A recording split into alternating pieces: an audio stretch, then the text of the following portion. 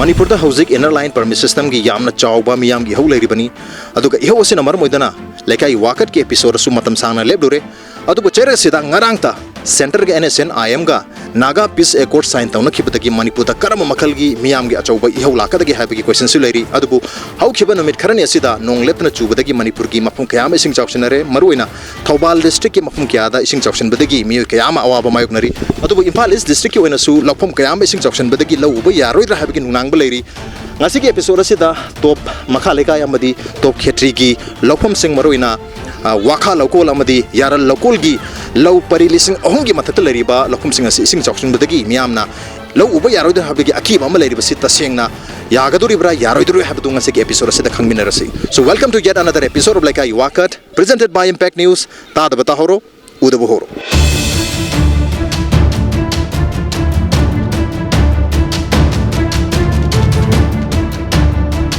Babung gidi lokum kya unga lagi saida ai lokum dari nipan nipan maksi loin lukre masih ising cekang dagarga hana ko ni linghiba hungi me amdo makata na dum ubuya dori bra nauna to dadi yaro idra nauna to bano nauna lingge ba mina nauna torga lo hon torga ling tam ni na tan diu pai le ro mafam swai je khitang kut pasu mali chahi ko ding handak kidi nong khara hena ta badagi sumani isau thoktan lo je loi mang le re adubu chahi ko ding gi sumani chadum khaga di dum torum do mali chahi ko ding gi dum makhar ka te dum to ya mo okay handak gi sina khai hele khai hele handak gi khai hele babung gi de lopham kyam ko legi ai lo parim le je loi thong re lau ling dringai da thongri ra ling ma lau laga matung da hul matung da ahun bajang loi mange kang bangai ra amung nauna hun tari bo hun batai na tra de kari chani khoi de pamung gi de lopham kyam ko legi ge himang ni sing chau kai lang yin sa je adu thongre adu ngarang phokdi ge ra phange hun jira ina yeng ge la ko ni yak di pamung gi de hun dringai da thongri ra oi hun dringai mi mayam cham mana bani lau pari ama makai mara ko mane lau sangam taru ko chahi khuding dum thumra handak kidang ne chahi khuding de thum deng ado nganna su holle ya koi me ge tam kun da hun mane so je khwang khwang wang ram music ti ano ngele hen ge thum mi ji kasu pai le te hoji koi kasu pai kana da haru ne koi de ma pi ma pa da gum ne koi lam si de kana mo ngasi kan tok de adu koi akoi gi sigi lamdam sigi assembly constituency gi MLA na lakna ko tan yang jin bi bob dile tri bro adu koi gi khangju kangal lakte koi minu bu phang de ba koi ngasi bok sum le ji karim da upai le te thum dro tamu gi de ai gi si on thummi daw yadre upai le te hoji adu chahi khuding gi thum bro tamu gi de handak kidang la handa ka tang thum mani iril turen de chanchalak ma adu dir me am irin turen de chin chale i ching de gi tarap sing su yaw yam na la lebani na hoi masi phajana lo uba ya bai mong da kang da gi de numit kya no ko chang do man masi hafta mukti dum sangani hafta mu chang ni koi pabung gi tongan ba different model le kari mod yam sing na je ba ko masida thumi sinji MLA sati MLA la bi ga masi ungai to bi sumani akoi thei si ala puri ba khong se masi matik cha da bi gi muk masi singi saw bone ba masi na karu matik cha ma tar ga di singi sumai phim la oi dum ne ba asu kwane ko pan ga lo mayam sing si loi si re adu MLA sati MLA se kum di yim bi ba tar ga di e masi karmai to bu na ha du ma ko ungai to bi di singi stop yam stop oi dum ne ba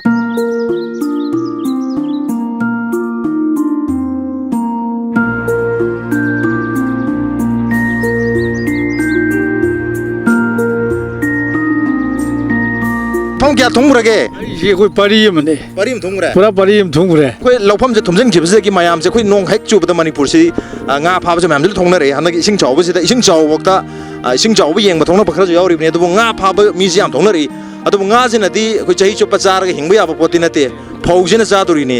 adu nga je kyam koi na cha ba ya duri gi adu ne manga di kyam koi cha ri numin manga ni hubri bari manga ni mangai re adu de gi sida kumai oi ni yeng ba lak ba bok dama am yaw ri ni adu sida lau shi ba gi matha sa ri ngai sida nga babok mayam lak lu madu na angak pa phang na lau bi de yam thal matha sa le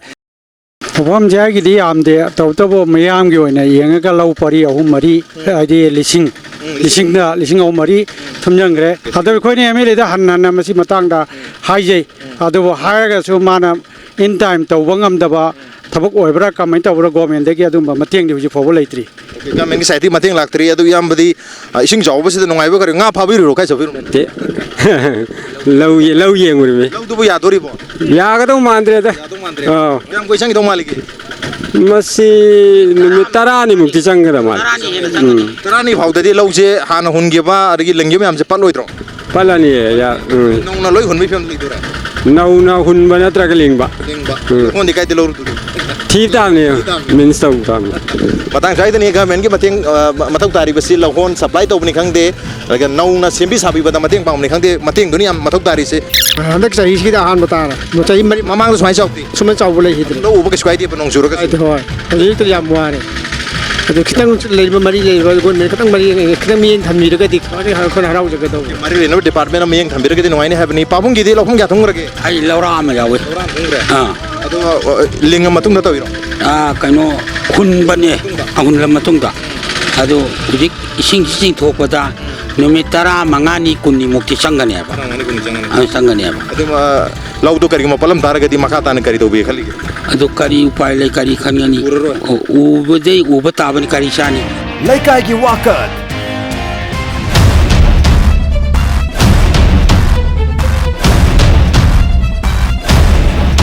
Baruni chingkhong da sum changraga Baruni road so hain khanari bani do chingkhong da sum changri dar ga di mayam se swai da nga phana ba sem yauri ising jawra ga di Manipur da nga pha ba si adum chanabi ni adu nga sina kyam kuina cha do ino maru eri badi phau du ni cheng du ni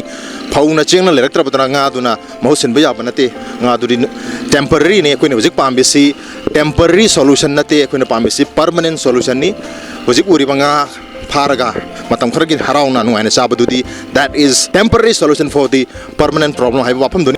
ai di pari manga mu thungre kurum du so wakarum dra nate sige kanu yaran sida mang seli ba ji turel ji khong ji kai nu sibo yaran khong hai dare si sida chen gi dong ne ba labu gi sing me da dam si yamna yam chaw bu khong du sengbi de bai ne be ado senga ga de kaim ta si chawna kaim le te sida kaino de turin kai ba le gi de khoi sai da turin yam chaw gi bu le te yaral khong ji ne chen da ga krom da na ta du si asi irin turin ta hi do ne ma iril turel gi imai su wang khalak pa adudagi yaral gi ising chen ngam da ba du yaral gi khonung mane ado sigi mamang gi do adu sengdo ma ga di hada ki nong gi du de di anam ba sumaina ka su taw ro sing dok poji ko irana oina lomi ko gi lo uri ba sing gi oina taw draga di to bina bale adum tawre masa na dum sengda ba lo lo IFCD department ga sidi kaw re ba moi de lakte da khang de laibra lai jala ma si gamen tab jante IFCD department lai hai si ko ni media na karina IFCD ga na department maming pala kan da happening sing no na ta na thabak taw gi da mo te IFCD sa matum da ko gi voluntarily lak pa ko bi wafum dilai tre yamba gi dilofum kyam thung rage ai ki ji laura ka mani ado sigum ba sida hojik si department gi lai de se khoi na ngasi bau da thengna dri department lai si mamang sahi mani gi mamang da kari khoi gi MLA na toroga khong ji khara JCB toro court khiba du mangai ra du na tabdi ngasi bau da department lai hai ba khoi thoidona thengna dri response nil ni lo u basu yaroi dori bani hojik wori film se da amukan hojik nong ni se da nong kitang hang badagi ngasi gan thana no mineni suren nong yam kan chudri se adu bu khangju mu chu salap tar ga di hojik lai ba condition se dagi hena sathi ba film da lai dorib ne ko ima yam kan na ising jaw bu se da in chingi ima se dang ima hogi di lofam thum dro lau di yaw de mayang gi thum bi di nungai te thum si di nungai te ba adu thum ga je thum na ma si di nga khara phawr ge nga kyam phari ge katang pha yam pha de da ma ju pha de adu ising jaw ge kam kanadre kanade nga ju pha de lau ju mahal le ado phari nga khara ji charaga lau asam mang se dum yaratro yaroi nungai te Leikai sigi MLA mamuk phate mai nupi na sang lai isa ori bai sing isa si kari mata han na yeng de ngasi bo lakri suk nak na lai se mau phate khoi na lawi mathang da ma bot ri ja lo ising jaw ga khangam ni ka do khangoi de na Leikai ni mi bu khati ga le lai ba mi bu ising jaw si bu ka do khangoi de no adun mau phate ba padan jul la de ang lang dik lang ula si handara bane ising sela mine sorok si loina ba koina jali ba sorok sigi mathak te ising jala mine sorok masak uram pote ba uram pote member am ta masak ude adegi MLA ude karim ta udre leba kimyam na yamna khorang na ngair ba mi sing maroina koi member pradhan MLA IFCD department mi agriculture fishery amat masak ugidre mathak tarakan dadi masak udebi ki khoi chana bi se Manipur da hek tawi matang swai sida masak khara upi batara gadi miyam awa ba se masak khangbi tara din wai dong ni swai lofam se khara kut pagi mongsu habet mali ado swai sida koi lo ubi mohta nga wen yokpadi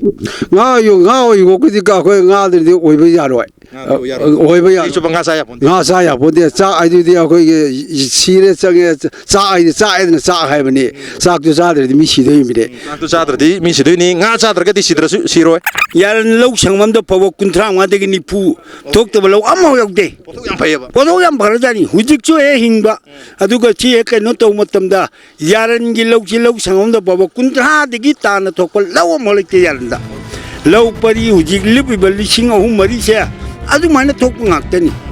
ꯑꯗꯨꯅꯤ ꯈ꯭ꯋꯥꯏꯗꯒꯤ ꯋꯥꯔꯤꯁꯤ ꯍꯧꯖꯤꯛ ꯑꯗꯨ ꯂꯣꯛꯇ꯭ꯔꯒꯗꯤ ꯑꯩꯈꯣꯏ ꯀꯔꯤ ꯆꯥꯗꯧꯔꯤꯕ ꯃꯌꯥꯝꯁꯤ ꯀꯔꯤ ꯇꯧꯗꯧꯔꯤꯕ ꯁꯤꯅꯤ ꯃꯌꯥꯝꯁꯤ ꯀꯔꯤ ꯆꯥꯗ꯭ꯔꯤꯅꯣ ꯍꯥꯏꯕ ꯌꯥꯝ ꯆꯥꯎꯕ ꯀ꯭ꯋꯦꯁꯟꯅꯤ ꯂꯩꯕꯥꯛꯁꯤ ꯏꯟꯗꯤꯌꯥꯒꯤ ꯑꯣꯏꯅ ꯑꯩꯈꯣꯏꯒꯤ 70% ꯑꯣꯐ ꯗ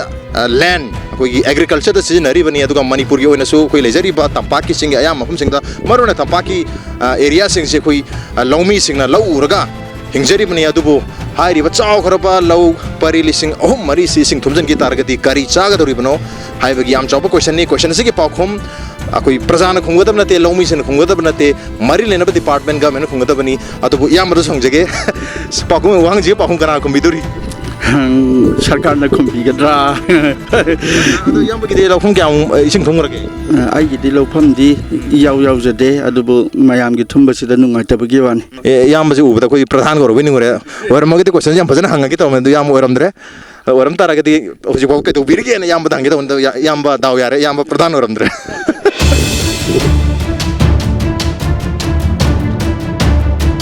ꯂꯧꯐꯝꯁꯦ ꯌꯦꯠꯇ ꯂꯩꯔꯤꯁꯤꯅ ꯋꯥꯈꯥ ꯂꯧꯀꯣꯜꯅꯤ ꯑꯗꯨꯒ ꯑꯣꯏꯗꯩꯁꯤꯅ ꯑꯩꯈꯣꯏꯒꯤ ꯌꯥꯔꯜ ꯂꯧꯐꯝ ꯍꯥꯏꯅ ꯈꯪꯅꯔꯤꯕ ꯂꯧꯀꯣꯜ ꯑꯅꯤꯅꯤ ꯆꯧꯔꯥꯛꯅ ꯂꯧ ꯄꯔꯤ 3,000-4,000 ꯏꯁꯤꯡ ꯊꯨꯝꯈ꯭ꯔꯕꯅꯤ ꯏꯟꯀ꯭ꯂꯨꯗꯤꯡ ꯃꯔꯛꯇ ꯐꯥꯎꯔꯤꯕ ꯂꯝꯕꯤ ꯑꯩꯈꯣꯏꯒꯤ ꯕꯥꯔꯨꯅꯤ ꯔꯣꯗ ꯕꯥꯔꯨꯅꯤ ꯂꯝꯕꯤ ꯍꯥꯏꯅ ꯈꯪꯅꯔꯤꯕꯁꯤꯁꯨ ꯊꯨꯝꯈ꯭ꯔꯕꯅꯤ ꯅꯍꯥꯟ ꯏꯁꯤꯡ ꯌꯥꯝ ꯀꯟꯅ ꯆꯥꯎꯔꯤꯉꯩꯗ ꯀꯔꯝꯕ ꯐꯤꯕꯝ ꯑꯣꯏꯔꯝꯒꯗꯒꯦ ꯍꯥꯏꯕꯁꯤ ꯍꯧꯖꯤꯛꯁꯨ ꯑꯗꯨꯝ ꯃꯇꯦꯛ ꯈꯔ ꯊꯨꯝꯃꯤꯕꯁꯤꯅ ꯑꯗꯨꯝ ꯇꯥꯛꯏ ꯑꯩꯈꯣꯏ ꯏꯁꯤꯡ ꯆꯥꯎꯕꯁꯤda ꯅꯨꯡꯉꯥꯏꯕ ꯀꯔꯤ ꯀꯣꯏꯕ ꯊꯣꯔꯛꯄ ꯃꯥꯜꯂꯦ ꯑꯩꯈꯣꯏꯒꯤ ꯏꯅꯥꯎꯁꯤꯡꯁꯦ ꯀꯔꯤ ꯇꯧꯕꯤꯔꯝꯃꯤꯅꯣ ꯏꯁꯤꯡ ꯆꯥꯎꯕ ꯌꯦꯡꯊꯣꯛꯂꯛꯏꯔꯣ ꯍꯣꯏ ꯏꯁꯤꯡ ꯆꯥꯎꯕ ꯌꯦꯡꯊꯣꯛꯄꯅꯤ ꯂꯩꯀꯥꯏ ꯃꯤ ꯅꯠꯇ꯭ꯔꯣ ꯍꯣꯏ ꯃꯥꯅꯦ ꯒꯥꯔꯤ ꯆꯥꯝ ꯊꯣꯛꯂꯛꯄ ꯃꯥꯜꯂꯦ ꯃꯥꯏꯁꯤ ꯏꯁꯤꯡ ꯆꯥꯎꯔꯤꯉꯩꯗ ꯒꯥꯔꯤ ꯆꯥꯝꯍꯧꯔꯒꯦꯅ ꯅꯍꯥꯟꯒꯩ ꯆꯥꯝꯍꯧꯗꯕꯒꯤ ꯆꯥꯝꯍꯧꯒꯦꯗꯅꯤ ꯑꯗꯣ ꯏꯆꯦ ꯍꯣꯏꯒꯤꯗꯤ ꯂꯧꯐꯝ ꯁꯣꯛꯄ ꯌꯥꯎꯗ꯭ꯔꯣ ꯈꯔ ꯊꯨꯝꯈ꯭ꯔꯦ ꯂꯣꯏ ꯊꯨꯝꯈ꯭ꯔꯦ ꯑꯗꯣ ꯁ꯭ꯋꯥꯏ ꯃꯇꯦꯛ ꯀꯥꯟꯗ꯭ꯔꯣ ꯍꯨꯜꯂꯀꯥꯟꯗ꯭ꯔꯣ ꯍꯨꯜꯂꯀꯥꯟꯗ ꯋꯥꯡꯉꯝꯃꯦ ꯈꯔ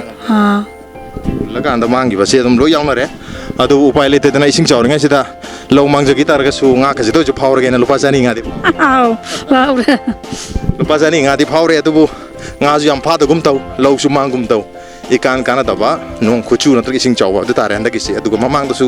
ꯏꯁꯤꯡꯁꯦ ꯁꯨꯃꯥꯏꯅ ꯑꯃꯨꯛꯇ ꯆꯥꯎꯈꯤꯕ ꯂꯩꯇ꯭ꯔꯤ ꯍꯥꯏ ꯍꯟꯗꯛꯀꯤꯁꯤꯅ ꯈ꯭ꯋꯥꯏꯗꯒꯤ ꯆꯥꯎꯕꯅꯤ ꯍꯥꯏ ꯏꯃꯥ ꯍꯣꯏꯗꯤ ꯂꯧꯐꯝ ꯊꯨꯝꯈꯤꯕ ꯌꯥꯎꯕ꯭ꯔꯣ ꯑꯩꯈꯣꯏ ꯂꯧ ꯂꯩꯇꯦ ꯂꯧ ꯂꯩꯇꯦ ꯑꯩꯈꯣই ꯏꯟ ꯈꯔ ꯆꯤꯡꯕꯁꯤꯡꯉꯥꯏ ꯉꯥ ꯀꯌꯥꯝ ꯐꯥꯎꯔꯒꯦ ꯍꯟꯗꯛꯀꯤ ꯉꯥꯁꯤ ꯂꯨꯄꯥ 300-4,000 ꯂꯣꯝ ꯑꯗꯨꯝ ꯏꯆꯦꯗꯤ ꯉꯥ ꯀꯌꯥꯝ ꯐꯥꯔꯒꯦ ꯂꯥꯛꯇ ꯉꯥꯏꯔꯤꯌꯦ ꯉꯔꯥꯡꯒꯩꯗꯤ ꯉꯔꯥꯡꯗꯤ ꯑꯌꯨꯛ ꯉꯥ ꯐꯥꯏ ꯅꯍꯥꯟꯁꯨ ꯐꯥꯏ ꯐꯥꯔꯝꯗꯒꯤ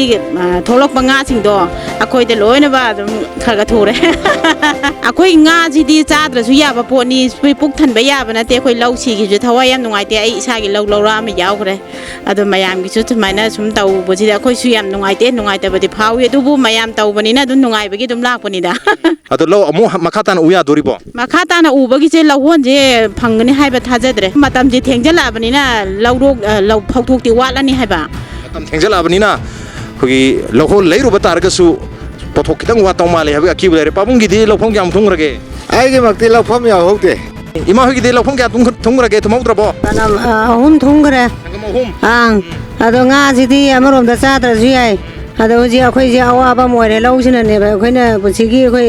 ꯆꯥꯗꯣꯏꯁꯤ ꯅꯠꯇ꯭ꯔꯥ ꯑꯗꯨꯅ ꯀꯩꯅꯣ ꯁꯔꯀꯥꯔꯅ ꯈꯔ ꯀꯩꯅꯣ ꯇꯧꯕ ꯌꯥꯕ ꯃꯇꯦꯡꯗꯣ ꯑꯩꯈꯣꯏ MLAꯁꯨ ꯌꯥꯝ ꯅꯛꯅ ꯂꯩꯌꯦ ꯅꯣꯡꯇ ꯌꯦꯡ ꯂꯥꯛꯇ꯭ꯔꯤꯕꯣ ꯂꯥꯛꯇ꯭ꯔꯤꯕ ꯈꯪꯗ꯭ꯔꯤꯖꯥꯠꯂꯣ ꯈꯪꯗꯦ ꯌꯦꯡꯕꯤꯔꯗꯦ ꯏꯁꯤꯡ ꯆꯥꯎꯕꯁꯦ ꯈꯪꯗ ꯃꯥꯜꯂꯦꯕ ꯅꯣꯡꯇꯐꯥꯎ ꯂꯥꯛꯄꯤꯗ꯭ꯔꯦꯕ ꯑꯗꯨꯅ ꯑꯩꯈꯣꯏ ꯁꯔꯀꯥꯔꯗꯒꯤ ꯀꯔꯤꯅꯣ ꯃꯇꯦꯡ ꯇꯧꯕ ꯌꯥꯕ ꯇꯧꯕꯤꯔꯛꯑꯣ ꯉꯥꯁꯤꯗꯤ ꯑꯩꯈꯣꯏ ꯐꯥꯔꯒ ꯆꯥꯔꯁꯨ ꯌꯥꯏ ꯆꯥꯗ꯭ꯔꯁꯨ ꯌꯥꯏ ꯅꯠꯇ꯭ꯔꯥ ꯈ꯭ꯋꯥꯏꯗꯒꯤ ꯅꯛꯅꯕ ꯈ꯭ꯋꯥꯏ ꯅꯛꯅ ꯂꯩꯔꯤꯕ MLAꯅ ꯇꯥꯗ꯭ꯔꯒꯗꯤ ꯒꯃꯦꯟꯗꯤ ꯇꯥꯔꯅꯤ ꯑꯗꯨꯅꯦ ꯁꯔꯀꯜ MLAꯅ ꯇꯥꯗ꯭ꯔꯒꯗꯤ ꯒꯃꯦꯟ ꯀꯥꯏ ꯇꯥꯗꯣꯏꯅꯣ ꯍꯥꯏꯕ ꯑꯩꯈꯣꯏꯒꯤ MLAꯗꯤ ꯂꯥꯏꯔꯅ ꯑꯩꯈꯣꯏꯒꯤ ꯄ꯭ꯔꯙꯥꯟ ꯅꯠꯇ꯭ꯔꯒ ꯑꯩꯈꯣꯏꯒꯤ ꯂꯩꯔꯤꯕ ꯃꯦꯝꯕꯔꯁꯤꯡꯅ ꯐꯥꯎꯕ ꯍꯧꯖꯤꯛ ꯐꯥꯎꯗ ꯀꯩꯝ ꯊꯣꯛꯇꯕꯒꯤ ꯃꯑꯣꯡꯗ ꯇꯨꯃꯤꯟꯅ ꯂꯩꯕꯒꯤ ꯃꯑꯣꯡ ꯇꯧꯔꯤ ꯇꯨꯃꯤꯟꯅꯕꯨꯗꯤ ꯂꯩꯔꯝꯃꯣꯏ ꯑꯗꯨꯕꯨ ꯑꯩꯈꯣꯏ ꯃꯤꯌꯥꯝꯅꯗꯤ ꯑꯗꯨꯃꯥꯏꯅ ꯂꯧꯔꯤ ꯌꯥꯝ ꯀꯥꯏ ꯆꯠꯄꯤꯔꯨꯕꯅꯣ ꯂꯧꯕꯨꯛ ꯆꯠꯂꯨꯕꯅꯦ ꯂꯧꯕꯨꯛꯄꯨ ꯀꯃꯥꯏꯅ ꯇꯧꯕꯤꯍꯧꯔꯤꯒꯦ ꯀꯟꯗꯤꯁꯟ ꯂꯧ ꯏꯁꯤꯡ ꯂꯣꯏ ꯊꯨꯝꯈ꯭ꯔꯦ ꯑꯗꯨꯗꯤ ꯂꯧ ꯎꯕꯁꯦ ꯍꯟꯗꯛꯀꯤꯁꯦ ꯀꯔꯤ ꯋꯥꯈꯜ ꯈꯟꯕꯤꯔꯤ ꯎꯈꯤꯅꯤ ꯈꯟꯕꯤꯔꯤꯕ꯭ꯔꯥ ꯂꯧꯍꯣꯟ ꯐꯪꯉꯗꯤ ꯄꯥꯟꯕ ꯌꯥꯕ ꯈꯔ ꯌꯦꯡꯉꯤ ꯐꯪꯗ꯭ꯔꯒꯗꯤ ꯎꯄꯥꯏ ꯂꯩꯇꯦ ꯑꯗꯣ ꯂꯧꯍꯣꯟꯁꯦ ꯑꯩꯈꯣꯏ ꯊꯪꯅꯕ ꯂꯩꯀꯥꯏꯁꯤꯡꯗꯀꯣ ꯏꯁꯤꯡ ꯊꯨꯝꯗꯕꯁꯤꯡꯗꯣ ꯃꯌꯥꯝꯗ ꯑꯩꯈꯣꯏ ꯅꯣꯏ ꯂꯧꯍꯣꯜ ꯈꯔ ꯍꯨꯟꯖꯤꯜꯂ ꯊꯝꯃꯣ ꯑꯩꯈꯣꯏ ꯂꯩꯀꯥꯏꯁꯦ ꯆꯥꯎꯔꯥꯛꯅ ꯂꯧ ꯄꯔꯤ 3,000-4,000 ꯂꯣꯏ ꯂꯩꯗꯧꯔꯕꯅꯤ ꯂꯧꯍꯣꯟꯁꯦ ꯎꯄꯥꯏ ꯂꯩꯇꯦ ꯀꯥꯏꯅ ꯁꯤꯡꯖꯤꯜꯂ ꯊꯝꯕꯗꯤ ꯑꯗꯨꯝꯕꯗꯤ ꯂꯧꯍꯣꯟ ꯃꯅꯤꯄꯨꯔꯒꯤ ꯑꯣꯏꯅ ꯏꯁꯤꯡ ꯂꯣꯏ ꯆꯥꯎꯕꯅꯤ ꯂꯧꯍꯣꯟ ꯑꯝꯇ ꯐꯪꯗꯧ ꯃꯥꯟꯗ꯭ꯔꯦ ꯏꯆꯦꯗꯤ ꯉꯥ ꯀꯌꯥꯝ ꯐꯥꯔꯒꯦ ꯂꯥꯛꯇ ꯉꯥꯏꯔꯤ ꯐꯥꯗ꯭ꯔꯤꯕ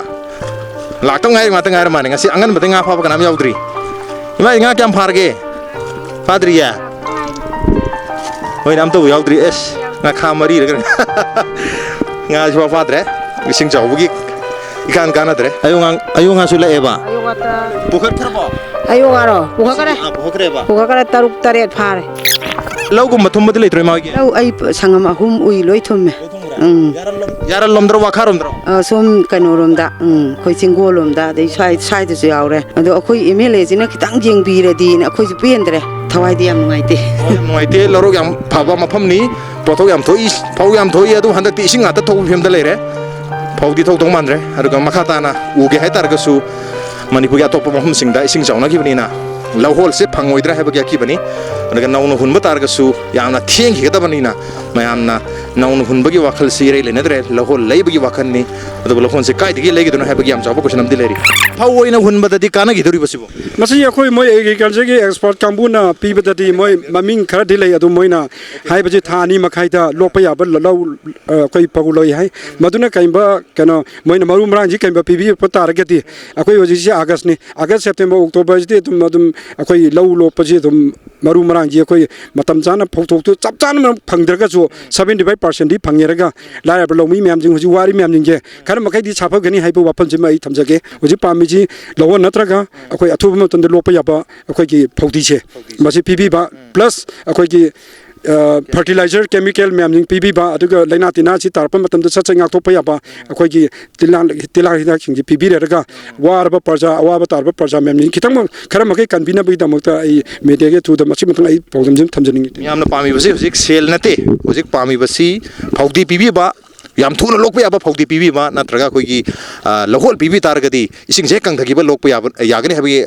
othokpudani aduga maru ori basi phokti amadi lahol da natana koi gi har tilha hidak mayam si pibi ba targadi lawsi ningthi jana lokpa nganguni habagi thajabani adu hojik leriba condition si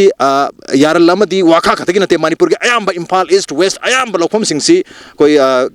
thobal district ga saladi law singsi law da natana yum inkhol loina thumdana hojik mayam je displace tawdana mafum manang kangdana yumda hanjandana hapta amani leiba yauksilabani mafum sigi onadi labu khadane dubu abung gi de kai sapiro bano lokhom kyam thumgrage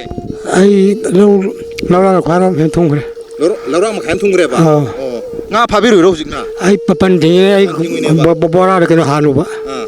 pan thinga ga ising du situiro ate ai mayang tara ising chentham yam noi kai re ba sengwena paloi kai re ba ai bora hanu ba okay palano bo sem ne ba ato ising gangraga de la uya dori ba babung gi dubo kan siri ai du khang de phang gi mar hingli mina anu ma ya dum yaw tara min taw tara mina okay hingbi chang su leri ba hingbi ya hingde ba du khang de mar ising sa ising che tuna mayang tagi taragadi hana linghibo hunkhibo yam dasu hingamba yai hingama taragadi yamna laibok phabo oidoi adubu hingam dabgi chance yam leri bani aduga hojik nong su yam kana mangi bani na masina amuk nomini ni ising akoi nong chudra leri basi ngasi dege amuk khangchu chu chalak taragadi lu koi nga ta len tabagi film duni leidui si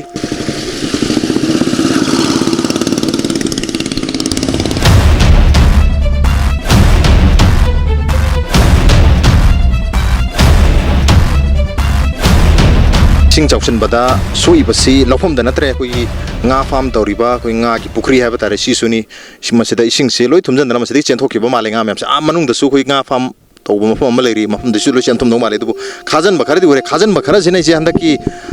ising chau basi da nga to kal hoba ngami bo ngamdre chakibna han gabo chakibna hen gre chak nga ngam hodre kan hana di na pi thada bo ngai ngam dage ha ta chongkhatna degi khungdrum mana abok chongkhat china charam bane ba hojiti adu amta tawgidre adu nga kyam thada gi ge che lising kunmuki thadagi nga je khatang chaktok oina pauna thadagi bane ba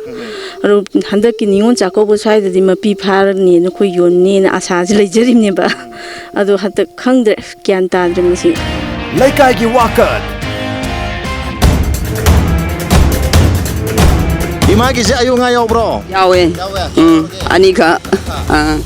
hangai di 나랑 니 따라 파 ayo nga se sri yaw re mai se koi ji kari nga odino sibo 이리가 mirgal ne ba ꯃꯦꯔꯒ ꯑꯅꯤ ꯌꯥꯎꯔꯦ ꯑꯩꯈꯣꯏ ꯐꯥꯔꯝꯗꯒꯤ ꯆꯦꯟꯊꯣꯔꯛꯄ ꯉꯁꯥꯏ ꯑꯩꯈꯣꯏꯅ ꯐꯥꯔꯝꯗꯒꯤ ꯉꯥ ꯃꯌꯥꯝ ꯆꯦꯟꯊꯣꯛꯈ꯭ꯔꯦ ꯍꯥꯏꯁꯦ ꯁꯤꯗ ꯑꯩꯈꯣꯏ ꯃꯌꯥꯝꯅ ꯏꯟ ꯆꯤꯡꯅꯔꯤꯁꯤꯗ ꯑꯗꯨꯝ ꯌꯥꯎꯅꯔꯦ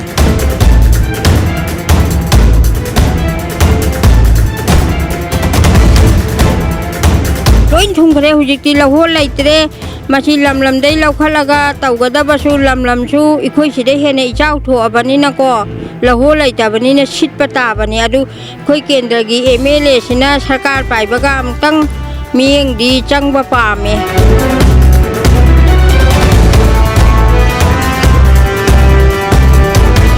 ꯏꯔꯨꯁꯤ ꯊꯛꯅ ꯆꯥꯅꯕ ꯏꯁꯤꯡꯂꯣ ꯏꯔꯨꯖ ꯃꯥꯏꯊꯅꯕꯒꯤꯔꯣ ꯊꯛꯅ ꯆꯥꯅꯕꯁꯨ ꯏꯔꯨꯖꯅꯕꯁꯨ ꯄꯨꯡꯁꯨ ꯁꯨꯔꯦ ꯇꯣꯇꯤ ꯅꯨꯡꯇꯤꯒ ꯀꯗꯥꯏꯗꯒꯤ ꯋꯥꯅꯣꯗ ꯂꯥꯛꯏ ꯇꯥꯔꯛꯇꯦ ꯀꯩꯗꯧꯔꯨꯅꯤ ꯈꯦꯇ꯭ꯔꯤꯒꯥꯎ ꯍꯥꯏꯗꯤ ꯂꯥꯛꯑꯦ ꯍꯥꯏꯗꯤ ꯁ꯭ꯋꯥꯏꯗ ꯂꯥꯛꯄ ꯂꯩꯔꯕꯣ ꯁ꯭ꯋꯥꯏꯗ ꯄꯥꯏꯞ ꯂꯩ ꯏꯁꯤꯡ ꯂꯥꯛꯇꯦꯕ ꯂꯧꯀꯣꯜ ꯑꯆꯧ ꯑꯆꯧꯕ ꯑꯅꯤ ꯂꯩꯕꯅꯤ나 ꯄꯣꯠꯊꯣꯛꯁꯨ ꯆꯥꯊꯣꯛꯁꯨ ꯌꯥꯝ ꯐꯖꯅ ꯐꯕꯅꯤꯅ ꯑꯩꯈꯣꯏꯒꯤ PDSꯀꯤ ꯆꯦꯡꯒꯨꯝꯕꯁꯦ ꯏꯔꯧ ꯂꯧꯅꯗ꯭ꯔꯦ ꯍꯥꯏ ꯃꯁꯤ ꯆꯨꯝꯕ꯭ꯔꯥ ꯅꯠꯇ꯭ꯔꯒ ꯃꯌꯥꯝꯅ ꯂꯧꯅꯗꯕꯩ ꯋꯥꯔ ꯌꯦꯟꯗꯕꯩ ꯋꯥꯔ ꯂꯥꯛꯇꯕ ꯌꯦꯟꯕ ꯂꯥꯛꯇꯕꯩ ꯂꯧꯗꯕ ꯆꯦꯡꯗꯣ ꯂꯥꯛꯇꯕ ꯆꯥꯊꯣꯛ ꯐꯕꯒꯤ ꯅꯠꯇꯦ ꯊꯥ 2 3 4 ꯃꯅꯨꯡꯗ ꯑꯃꯨꯛꯀ ꯂꯥꯛꯑꯦ ꯑꯗꯨ ꯂꯥꯛꯄ ꯃꯇꯝꯗ ꯆꯦꯡ ꯀꯤꯂꯣ ꯀꯌꯥꯃꯨꯛꯀ ꯐꯪꯖꯥꯅꯣ ꯃꯤ ꯑꯃꯃꯝꯒꯤ KG ꯑꯃꯃꯝ ꯃꯤ 10ꯒ ꯑꯩꯈꯣꯏ ꯏꯃꯨꯡꯒꯤ ꯃꯤ 19 ꯆꯥꯏꯌꯦꯕ ꯆꯦꯡ KG 19 ꯐꯪꯉꯦ ꯃꯤ ꯑꯃꯗ KG ꯑꯃꯃꯝ ꯄꯤꯌꯦꯕ BPLꯒꯤ ꯀꯥꯔꯗ ꯄꯥꯏꯕꯗꯣ ꯑꯗꯨꯗ ꯆꯦꯡ ꯀꯤꯂꯣ ꯀꯌꯥ ꯄꯤꯒꯦꯕ ꯑꯗꯨꯁꯨ ꯆꯞ ꯃꯥꯟꯅꯩ ꯀꯤꯂꯣ ꯑꯃꯃꯝ ꯀꯤꯂꯣ ꯑꯃꯃꯝ ꯄꯤ ꯑꯗꯨꯒ ꯌꯨꯝ ꯑꯃꯗ ꯃꯤ ꯀꯌꯥ ꯂꯩꯒꯦ ꯃꯤ 10 ꯂꯩꯒꯅ ꯀꯤꯂꯣ 10 ꯃꯤ 5 ꯂꯩꯒꯅ ꯀꯤꯂꯣ 5 ꯈꯛ ꯄꯤꯕꯒꯤ ꯃꯑꯣꯡꯅꯤ ꯌꯥꯝ ꯑꯉꯛꯄ ꯃꯈꯜꯒꯤ ꯑꯩꯈꯣꯏꯒꯤ PDSꯀꯤ ꯗꯤꯁꯇ꯭ꯔꯤꯕ꯭ꯌꯨꯁꯟ ꯁꯤꯁꯇꯝꯅꯤ ꯂꯩꯀꯥꯏꯁꯦ ꯇꯧꯔꯤꯁꯦ ꯑꯇꯣꯞꯄ ꯂꯩꯀꯥꯏꯗꯁꯨ ꯑꯉꯛꯄ ꯌꯥꯝ ꯂꯩꯈ꯭ꯔꯦ ꯑꯗꯨꯒ ꯁꯤꯒꯤꯁꯤꯅ ꯈ꯭ꯋꯥꯏꯗꯒꯤ ꯉꯛꯄ ꯍꯥꯏꯇꯥꯔꯦ ꯌꯨꯝꯊꯣꯡ ꯑꯃꯗ ꯃꯤ 3 ꯂꯩꯒꯅ ꯀꯤꯂꯣ 3 ꯃꯤ 5 ꯂꯩꯒꯅ ꯀꯤꯂꯣ 5 ꯑꯗꯨꯁꯨ ꯊꯥ ꯈꯨꯗꯤꯡꯒꯤ ꯅꯠꯇꯕ ꯃꯔꯛꯇ ꯅꯤꯡꯁꯤꯡ ꯀꯥꯟ ꯄꯤꯕꯤ ꯃꯑꯣꯡ ꯃꯥꯅꯤ ꯃꯔꯛꯇꯅꯤ ꯅꯤꯡꯁꯤꯡ ꯀꯥꯟꯗꯅꯤ ꯀꯦꯔꯣꯁꯤꯟꯗꯤ ꯑꯗꯨꯝ ꯄꯤꯕ꯭ꯔꯥ ꯊꯥ ꯈꯨꯗꯤꯡꯒꯤ ꯀꯦꯔꯣꯁꯤꯟꯁꯨ ꯆꯞ ꯃꯥꯟꯅꯩ ꯂꯤꯇꯔ ꯃꯈꯥꯏ ꯑꯩꯈꯣꯏꯒꯤ ꯇꯣꯇꯤꯁꯤꯁꯨ ꯂꯥꯛꯇꯦ ꯑꯗꯨꯝ ꯂꯥꯛꯅꯤꯡꯕ ꯃꯇꯝꯗ ꯅꯣꯡ ꯐꯥꯗꯣꯛꯀ ꯂꯥꯛꯄꯗ ꯍꯦꯟꯅ ꯂꯥꯛꯇ꯭ꯔꯦ ꯂꯝꯕꯤꯁꯤꯁꯨ ꯌꯦꯡꯕꯤꯗ꯭ꯔꯦ MLA ꯃꯇꯤꯅꯁꯨ ꯑꯃꯠꯇ ꯌꯦꯡꯁꯤꯟꯕꯤꯗ꯭ꯔꯦ ꯂꯝꯕꯤꯒꯤ ꯃꯅꯤꯡ ꯊꯪꯕꯁꯤ ꯏꯁꯤꯡ ꯈꯔ ꯐꯪꯉꯦ ꯍꯥꯏ ꯑꯗꯨ ꯃꯥꯡꯗ ꯎꯔꯤꯕ ꯄꯥꯏꯞ ꯂꯥꯏꯟꯁꯤꯗꯤ ꯌꯥꯝ ꯄꯤꯛꯈ꯭ꯔꯦ ꯑꯁꯤꯗꯤ ꯏꯁꯤꯡꯁꯤꯕꯨ ꯆꯥꯡ ꯅꯥꯏꯅ ꯂꯥꯛꯄ ꯉꯝꯃꯤꯕ ꯃꯃꯥꯡ ꯊꯪꯕꯁꯤꯗꯤ ꯏꯁꯤꯡ ꯑꯝꯇ ꯐꯪꯗ꯭ꯔꯦ ꯍꯥꯏ ꯏꯁꯤꯡꯗꯤꯅꯦ ꯑꯩꯈꯣꯏꯁꯨ ꯃꯃꯥꯡꯗꯤ ꯑꯩꯈꯣꯏ ꯕꯣꯇꯔ ꯂꯤꯁꯇ ꯌꯥꯎꯗ꯭ꯔꯕ ꯀꯔꯤꯝ ꯂꯥꯛꯇꯦ ꯁꯤ ꯈꯛꯇꯅꯤ ꯑꯁ꯭ꯋꯥꯏꯗꯅ ꯁꯨꯛ ꯆꯥꯎꯕ ꯇꯧꯔꯦꯗꯅ ꯁ꯭ꯋꯥꯏꯗꯅ ꯁꯨꯛ ꯆꯥꯎꯕ ꯑꯗꯨꯒꯤ ꯑꯩꯈꯣꯏꯒꯤ ꯃꯃꯥꯡꯁꯤꯅꯅꯦ ꯂꯥꯛꯇ꯭ꯔꯦ ꯑꯗꯒꯤ ꯁꯤꯒꯤ ꯃꯩꯁꯨ ꯃꯤꯅ ꯂꯥꯏꯟ 1 2 ꯇꯧꯔꯦ ꯑꯩꯈꯣꯏꯅ ꯑꯃꯇꯪ ꯑꯩꯈꯣꯏ ꯃꯃꯥꯡꯗꯤꯅꯦ ꯑꯩꯈꯣꯏ ꯕꯣꯠꯀ ꯑꯝꯇ ꯊꯥꯗꯔꯔꯣꯏꯗꯤ ꯑꯩꯈꯣꯏ ꯂꯩꯌꯦꯁꯦ ꯈꯪꯕꯤꯗ꯭ꯔꯦꯕ ꯁꯨꯌꯦꯡꯕꯨ ꯌꯦꯡꯁꯤꯟꯕꯤꯔꯛꯇꯕꯅꯤ ꯁꯤ ꯂꯝꯕꯤꯁꯤꯒꯤ ꯍꯥꯏꯔꯒꯗꯤ ꯁꯦꯝꯃꯛꯄꯁꯤ ꯊꯥꯖꯕꯒꯤ ꯋꯥꯡꯃꯗ ꯂꯩ ꯃꯁꯤ ꯏꯃꯥ ꯀꯩ ꯂꯩꯕꯤꯗꯣꯏꯅꯣ ꯂꯩꯀꯥꯏꯁꯤꯕꯨ ꯀꯔꯝ ꯄꯥꯜꯂꯤꯒꯦ ꯅꯨꯡꯉꯥꯏꯔꯤ ꯏꯃꯥ ꯍꯣꯏꯗꯤ ꯏꯁꯤꯡ ꯃꯥꯏꯁꯤꯡꯁꯦ ꯀꯥꯏꯗ ꯂꯧꯕꯤꯒꯦ ꯏꯁꯤꯡꯗꯤ ꯑꯩꯈꯣꯏ ꯂꯩꯕꯗꯤ ꯌꯥꯎꯏ ꯇꯣꯇꯤꯁꯨ ꯂꯥꯛꯏ ꯇꯣꯇꯤ ꯑꯁꯤ ꯂꯩꯕ ꯄꯥꯏꯞ ꯂꯥꯏꯟꯁꯦ ꯃꯆꯥꯁꯦ ꯏꯁꯤꯡ ꯀꯣꯟꯅꯕ꯭ꯔꯣ ꯁꯤ ꯂꯥꯛꯄꯗꯨꯅ ꯀꯅꯥ ꯀꯣꯟꯅꯕꯅ ꯂꯩꯔꯤꯕꯅꯦꯕ PDSꯀꯤ ꯆꯦꯡ ꯀꯦꯔꯣꯁꯤꯟꯒꯨꯝꯕꯗꯣ ꯃꯤ ꯃꯁꯤꯡꯗ ꯚꯣꯇꯔ ꯃꯁꯤꯡꯗ ꯑꯣꯏꯅ ꯊꯤꯔ ꯄꯤꯌꯦ ꯏꯃꯥ ꯍꯣꯏꯒꯤꯗ ꯂꯧꯕꯤꯕ꯭ꯔꯥ ꯀꯃꯥꯏꯅ ꯇꯧꯋꯤ ꯑꯗꯨꯃꯥꯏꯅ ꯄꯤꯌꯦꯕ ꯑꯗꯨꯃꯥꯏꯅ ꯏꯃꯥ ꯍꯣꯏꯗꯤ ꯃꯤ ꯃꯁꯤꯡ ꯀꯌꯥ ꯂꯩꯒꯦ ꯃꯤ ꯑꯩꯈꯣꯏꯒꯤ ꯃꯤ ꯚꯣꯇꯔ ꯑꯩꯈꯣꯏꯔꯣ 4ꯃꯨꯛ ꯂꯩ ꯑꯗꯨ ꯆꯦꯡ ꯀꯤꯂꯣ 4 ꯐꯪꯉꯦ ꯂꯧꯕꯤꯔꯤꯕꯣ ꯂꯧꯔꯤ ꯀꯔꯤ ꯏꯁꯤꯡꯗꯤ ꯁꯣꯞ ꯊꯛꯄ ꯐꯪꯗ꯭ꯔꯦ ꯏꯔꯤꯟ ꯇꯨꯔꯦꯟꯗ ꯍꯧꯖꯤꯛ ꯋꯥꯇꯔ ꯁꯄ꯭ꯂꯥꯏ ꯑꯩꯈꯣꯏꯁꯤꯗ ꯄꯣꯔꯣꯝꯄꯥꯠꯀꯤ ꯗ ꯄꯨꯔꯤꯕ ꯄꯣꯠꯁꯦ ꯃꯁꯤ ꯑꯩꯈꯣꯏ ꯏꯔꯤꯟ ꯇꯨꯔꯦꯟ ꯏꯁꯤꯡ ꯄꯨꯊꯣꯛꯈꯤꯕ ꯋꯥꯅꯤ ꯊꯛꯄꯗꯤ ꯑꯩꯈꯣꯏꯅ ꯐꯪꯗꯦ ꯑꯁꯨꯃꯥꯏꯅ ꯋꯥꯇꯔ ꯁꯄ꯭ꯂꯥꯏ ꯁꯥꯕꯒꯤ ꯋꯥꯅꯤ ꯑꯗꯨꯒ ꯏꯁꯤꯡꯗꯤ ꯑꯩꯈꯣꯏꯅ ꯊꯛꯄ ꯐꯪꯗꯦ ꯑꯗꯨꯒ ꯏꯁꯤꯡ ꯊꯛꯄꯒꯨꯝꯕꯒꯤ ꯄꯣꯠꯁꯤꯗꯤ ꯃꯁꯤꯗꯤ ꯖꯦꯅꯦꯔꯦꯁꯟ ꯇꯨ ꯖꯦꯅꯦꯔꯦꯁꯟ ꯍꯥꯏꯗꯤ ꯏꯁꯤꯡ ꯐꯪꯒꯗꯕ ꯃꯥꯟꯁꯤꯜꯂꯛꯇ꯭ꯔꯦ ꯕꯖꯥꯔ ꯄꯣꯠ ꯂꯩꯕ ꯑꯦꯔꯤꯌꯥꯒꯁꯦ ꯀꯩꯊꯦꯜꯒ ꯁ꯭ꯋꯥꯏ ꯄꯨꯡꯀꯥꯏ ꯀꯥꯏꯔ ꯂꯩꯔꯦ ꯂꯝꯕꯤꯁꯦ ꯁꯦꯝꯃꯛꯇꯧ ꯃꯥꯜꯂꯦ ꯃꯁꯤ ꯑꯩ ꯊꯥꯖꯗꯦꯕꯨ ꯀꯅꯥꯅ ꯁꯦꯝꯒꯗꯣꯏꯅꯣ ꯑꯁꯣꯝ ꯋꯥꯡꯃꯗꯤ ꯈꯤꯇꯪ ꯀꯩꯅꯣ ꯈꯨꯔꯥꯏꯒꯦꯗ ꯆꯪꯈ꯭ꯔꯦ MLA ꯀꯅꯥꯅ ꯁꯦꯝꯒꯗꯣꯏꯅꯣ ꯑꯗ ꯑꯩ ꯑꯦꯂꯦꯛꯁꯟ ꯃꯌꯥ ꯌꯧꯔꯒꯗꯤ ꯁꯦꯝꯄꯁꯨ ꯌꯥꯏ ꯏꯂꯦꯛꯁꯟ ꯃꯌꯥ ꯌꯧꯔꯒꯗꯤ ꯁꯦꯝꯃꯛꯄꯁꯨ ꯌꯥꯏ ꯑꯗꯨꯕꯨ ꯍꯧꯖꯤꯛꯐꯥꯎꯒꯤ ꯑꯣꯏꯅꯗꯤ ꯐꯣꯔ ꯗ ꯂꯥꯁ 8-9 years ꯆꯍꯤ 9-10 ꯂꯝꯕꯤꯁꯦ ꯁꯦꯝꯗꯅ ꯂꯥꯛꯄꯅꯤꯅ ꯀꯅꯥꯅ ꯁꯦꯝꯕꯤꯗꯣꯏꯅꯣ ꯈꯪꯗ꯭ꯔꯦ ꯍꯥꯏꯕꯒꯤ ꯀꯣꯏꯁꯟ ꯑꯃ ꯂꯥꯛꯏ ꯃꯇꯥꯡ ꯁ꯭ꯋꯥꯏꯗ ꯃꯅꯤꯄꯨꯔ ꯒꯃꯦꯟꯅ ꯁꯦꯝꯕꯤꯗ꯭ꯔꯒꯗꯤ ꯀꯅꯥꯅ ꯁꯦꯝꯕꯤꯗꯣꯏꯅꯣ ꯃꯣꯗꯤ ꯒꯃꯦꯟꯅ ꯁꯦꯝꯗꯧ ꯉꯥꯏꯔꯦ ꯄꯥꯕꯨꯡ ꯀꯥꯏ ꯆꯠꯄꯤꯔꯨꯕꯅꯣ ꯄꯥꯠꯇ ꯆꯠꯂꯨꯕꯅꯤ ꯏꯁꯤꯡ ꯊꯨꯝꯐꯝꯗ ꯂꯧꯕꯨꯛꯇ ꯂꯧꯕꯨꯛ ꯂꯣꯏ ꯊꯨꯝꯍꯧꯔꯦ ꯑꯩꯒꯤ ꯂꯣꯏ ꯌꯥꯗ꯭ꯔꯦ ꯀꯥꯏꯁꯤꯒꯤ ꯑꯣꯏꯅ ꯁꯤꯃꯗꯤ ꯁꯥꯐꯔꯦ ꯅꯨꯡꯉꯥꯏꯔꯦꯁꯦ ꯀꯔꯤꯅꯣ ꯀꯔꯤꯝꯇ ꯌꯥꯎꯗꯦ ꯑꯗꯨꯒꯤꯗꯃꯛꯇꯗꯤ ꯆꯤꯡꯗ ꯂꯩꯕ ꯃꯤꯈꯣꯏꯗꯤ ꯍꯧꯖꯤꯛ ꯂꯥꯟꯕ ꯌꯥꯗꯦ ꯍꯧꯖꯤꯛ ꯎꯄꯥꯏ ꯂꯩꯇꯦ ꯍꯧꯖꯤꯛ ꯃꯣꯏꯒꯤ ꯍꯅꯨꯕꯤ ꯑꯉꯥꯡꯁꯤꯡ ꯑꯃ ꯊꯕꯛ ꯏꯪꯈꯥꯡ ꯁꯨꯕ ꯆꯠꯄ ꯃꯌꯥꯝꯁꯦ ꯀꯔꯤꯝꯇ ꯌꯥꯗꯅ ꯄꯠꯅ ꯂꯩꯔꯦ ꯍꯧꯖꯤꯛ ꯑꯝꯇ ꯌꯥꯗ꯭ꯔꯦ ꯅꯨꯡꯉꯥꯏꯕ ꯀꯩꯝ ꯂꯩꯇ꯭ꯔꯦ ꯑꯗꯨꯕꯨ ꯅꯨꯡꯉꯥꯏꯕ ꯑꯣꯏꯅ ꯍꯧꯖꯤꯛꯀꯤ ꯑꯩꯈꯣꯏꯒꯤ ꯊꯩꯕꯣꯡ ꯑꯃ ꯀꯛꯑ ꯄꯣꯔꯛꯏꯁꯦ ꯃꯉꯥꯏꯔꯦ ꯅꯨꯡꯉꯥꯏꯕ ꯂꯩꯀꯥꯏꯁꯤ ꯅꯨꯡꯉꯥꯏꯕ ꯍꯩꯕꯅꯤꯅ ꯑꯗꯨꯝ ꯅꯨꯡꯉꯥꯏꯔꯤ ꯂꯝꯕꯤ ꯂꯩꯇꯦ ꯏꯁꯤꯡ ꯊꯛꯄ ꯐꯪꯗꯦ ꯃꯩꯁꯨ ꯂꯥꯛꯇꯦ ꯅꯨꯡꯉꯥꯏꯕ ꯍꯩꯕꯅꯤꯅ ꯑꯗꯨꯝ ꯅꯨꯡꯉꯥꯏꯔꯤꯗꯅ ꯃꯌꯥꯝꯁꯦ ꯂꯣꯏꯅ ꯄꯦꯟꯊꯣꯛꯅꯩ ꯆꯍꯤ ꯅꯣꯏꯅ ꯁꯣꯔꯣꯛꯁꯤ ꯎꯔꯤꯁꯤꯅꯤ ꯆꯍꯤ 5-6ꯀꯤ ꯃꯃꯥꯡꯗ ꯊꯥꯈꯤꯕ ꯀꯣꯂꯥꯁꯅꯦ ꯉꯁꯤ ꯐꯥꯎꯕ ꯔꯤꯄꯦꯌꯥꯔꯤꯡ ꯇꯧꯗꯦ ꯚꯣꯠ ꯃꯃꯥꯡꯗꯗꯤ ꯌꯥꯝ ꯍꯥꯏꯔꯝꯃꯦꯕꯀꯣ ꯇꯧꯒꯅꯤ ꯍꯥꯏꯗꯅ election loi kharo matung de MLA nga si phabu masudre khoi si khetrigau kendra ni ko do lambi si Imphal dagi khwa dagi nakpa da lebak lobham haraga de khoi si ne bo ko khoi si nong ta nga si nong ni gari lak ta bai wani JCB machine ni humga sing dagi lebak pi sa national highways dagi heavy vehicle chele bo ko ado lambi de sembi da ba do khoina lin season da de khoi yum je thong thong na loi thing jal laga le kai no bu upun ji na wa ba ado lambi sembi bagi matang sida de kanam karim haide lambi si fazna semandri ba gari chalen gumsi haina hairu base masi Leikai sigi yengna ba moi ba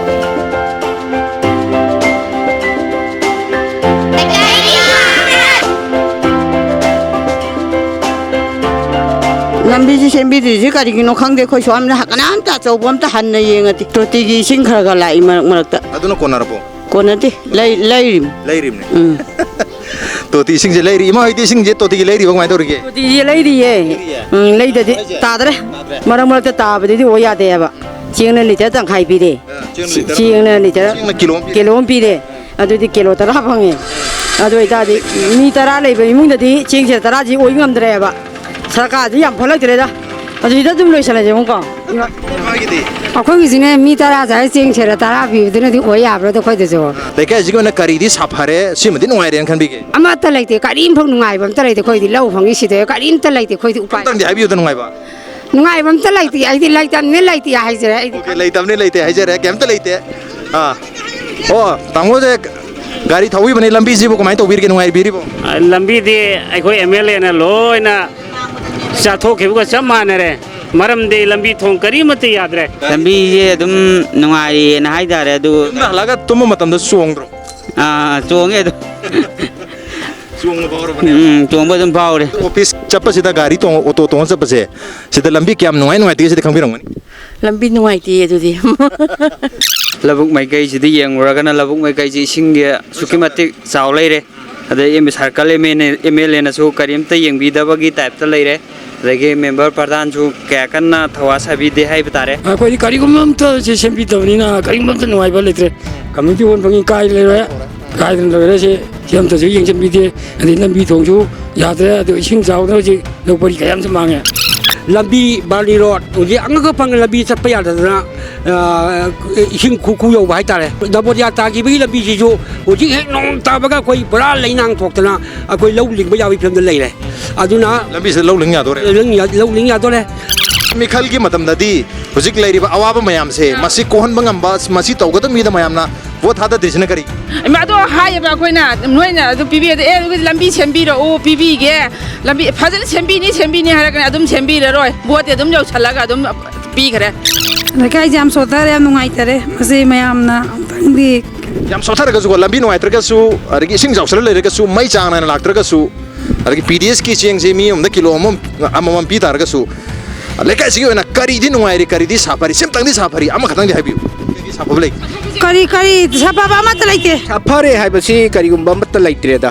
ꯑꯩꯈꯣꯏꯒꯤ ꯁꯣꯝ ꯃꯥꯏꯀꯩꯁꯤ ꯂꯣꯏ ꯁꯣꯊꯕ ꯉꯥꯛꯇ ꯉꯥꯏꯔꯦ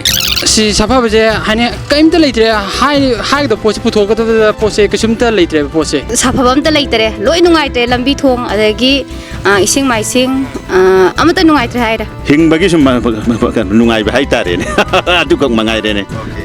ꯍꯤꯡꯕꯒꯤ ꯄꯣꯠꯅ ꯅꯨꯡꯉꯥꯏꯔꯦ ꯂꯝꯕꯤ ꯊꯣꯡ ꯏꯁꯤꯡ ꯃꯥꯏꯁꯤꯡ ꯌꯦꯡꯉꯨꯔꯒꯗꯤ ꯂꯩꯀꯥꯏꯁꯤꯗ ꯅꯨꯡꯉꯥꯏꯅꯤꯡꯉꯥꯏ ꯀꯩꯝ ꯂꯩꯇ꯭ꯔꯦ ꯍꯥꯏꯕꯅꯤ ꯑꯗꯨꯒ ꯃꯔꯨꯑꯣꯏꯅ ꯍꯧꯖꯤꯛ ꯂꯩꯀꯥꯏꯁꯤꯒꯤ ꯂꯝꯕꯤ ꯌꯥꯗ꯭ꯔꯤꯉꯩꯁꯤꯗ ꯏꯁꯤꯡ ꯐꯪꯗ꯭ꯔꯤꯉꯩꯁꯤda ꯃꯩ ꯆꯥꯡ ꯅꯥꯏꯅ ꯐꯪꯗ꯭ꯔꯤꯉꯩ ꯆꯔꯒꯁꯤꯗ ꯑꯗꯨꯒ PDSꯀꯤ ꯁꯄ꯭ꯂꯥꯏꯁꯨ ꯑꯩꯈꯣꯏꯒꯤ ꯋꯥꯇꯔ ꯑꯃꯃꯝꯗ ꯆꯦꯡ ꯀꯤꯂꯣ ꯑꯃ ꯑꯗꯨꯒ ꯀꯦꯔꯣꯁꯤꯟ ꯂꯤꯇꯔ ꯑꯃ ꯃꯈꯥꯏ ꯐꯪꯉꯤꯕꯒꯤ ꯌꯥꯝꯅ ꯈꯨꯗꯣꯡꯆꯥꯗꯕ ꯃꯑꯣꯡ ꯑꯁꯤꯗ ꯍꯟꯗꯛ ꯏꯁꯤꯡ ꯅꯣꯡ ꯈꯔ ꯍꯦꯟꯅ ꯆꯨꯈꯤꯕꯗꯒꯤ ꯏꯁꯤꯡ ꯆꯥꯎꯁꯟꯗꯅ ꯌꯥꯔꯜ ꯑꯃꯗꯤ ꯋꯥꯈꯥꯒꯤ ꯂꯧꯀꯣꯜꯁꯤꯡ ꯑꯁꯤ ꯂꯣꯏꯅ ꯊꯨꯝꯖꯤꯜꯂ ꯂꯩꯕ ꯆꯥꯎꯔꯥꯛꯅ ꯂꯧ ꯄꯔꯤ 3,000-4,000ꯒꯤ ꯃꯊꯛꯇ ꯏꯁꯤꯡꯁꯦ ꯊꯨꯝꯖꯤꯟꯈꯤꯕꯅ ꯂꯩꯀꯥꯏꯒꯤ ꯃꯤꯌꯥꯝꯗ ꯌꯥꯝꯅ ꯅꯨꯡꯅꯥꯡꯕ ꯍꯟꯗꯛ ꯆꯍꯤꯁꯦ ꯀꯨꯝ ꯀꯥꯡꯒꯗ꯭ꯔꯥ ꯄꯣꯠꯊꯣꯛ ꯑꯃꯠꯇ ꯄꯨꯊꯣꯛꯄ ꯉꯝꯃꯔꯣꯏꯗꯦ ꯍꯥꯏꯕꯒꯤ ꯑꯀꯤꯕ ꯂꯩꯔꯦ ꯃꯁꯤꯅ ꯉꯁꯤꯒꯤ ꯂꯩꯀꯥꯏ ꯋꯥꯀꯠꯀꯤ ꯊꯧꯔꯝ ꯉꯁꯤꯒꯤ ꯑꯦꯗꯤꯁꯟ ꯑꯁꯤ ꯀꯔꯝ ꯇꯧꯕꯤꯕꯒꯦ ꯅꯠꯇ꯭ꯔꯒ ꯑꯗꯣꯝꯁꯨ ꯑꯗꯣꯝꯒꯤ ꯂꯩꯀꯥꯏꯁꯨ ꯂꯩꯀꯥꯏꯒꯤ ꯋꯥꯀꯠ ꯍꯥꯏꯔꯤꯕ ꯊꯧꯔꯝꯁꯤꯗ ꯁꯔꯨꯛ ꯌꯥꯕꯤꯅꯤꯡꯕ ꯇꯥꯔꯒꯗꯤ ꯑꯩꯈꯣꯏꯗ ꯃꯦꯜ ꯊꯥꯕꯤꯔꯛꯄ ꯌꯥꯒꯅꯤ ꯑꯩꯈꯣꯏꯒꯤ ꯃꯦꯜ ID impacttvnews@gmail.com ꯅꯠꯇ꯭ꯔꯒ ꯑꯩꯈꯣꯏꯒꯤ Facebook page www.facebook.com/impacttvmanipurꯗ ꯖꯣꯏꯟ ꯇꯧꯕꯤꯔꯒ ꯀꯣꯃꯦꯟ ꯑꯃꯗꯤ ꯐꯤꯗꯕꯦꯛ ꯊꯥꯕꯤꯔꯛꯄ ꯌꯥꯒꯅꯤ ꯉꯁꯤ ꯑꯣꯏꯅꯗꯤ ꯂꯩꯀꯥꯏ ꯋꯥꯀꯠꯀꯤ ꯊꯧꯔꯝꯁꯤ ꯃꯇꯥꯡ ꯁ꯭ꯋꯥꯏꯗ ꯂꯣꯏꯁꯤꯟꯖꯔꯒꯦ ꯃꯊꯪꯒꯤ ꯆꯌꯣꯜꯗ ꯑꯅꯧꯕ ꯑꯦꯄꯤꯁꯣꯗ ꯑꯃꯒ ꯂꯣꯏꯅꯅ ꯑꯅꯧꯕ ꯂꯩꯀꯥꯏ ꯑꯃ ꯄꯨꯗꯨꯅ ꯂꯥꯛꯆꯒꯦ Till then, keep watching Impact News, keep watching Leikai Wakat. Tadaba tahoro, udaba horo. Ciao. Kheti grau, sign tona kibadagi leibag asid. Aura ba. Pergi kamera ubadagi jentong na gyuji aure. ꯍꯣꯏ ꯏꯌꯥꯝꯕꯁꯤꯗꯤ ꯗꯨꯀꯥꯟ ꯃꯄꯨ ꯑꯣꯏꯔꯨꯕꯅꯤ ꯆꯤꯟꯕ ꯌꯥꯗꯕꯅꯤꯅ ꯐꯝꯍꯧꯔꯦ ꯏꯌꯥꯝꯕꯗꯣ ꯍꯪꯖꯔꯒꯦ ꯑꯃꯇ ꯉꯥꯏꯔꯕ ꯑꯣꯄꯤꯅꯤꯌꯟꯅꯤ ꯄꯖꯥ ꯃꯕꯨ ꯌꯥꯝ ꯐꯕꯩ ꯋꯥꯅꯤ ꯀꯩꯅꯣ ꯉꯥ ꯊꯣꯡꯗꯣꯏ ꯖꯥꯠꯂꯥ ꯉꯥ ꯊꯣꯡꯒꯗꯕꯅꯤ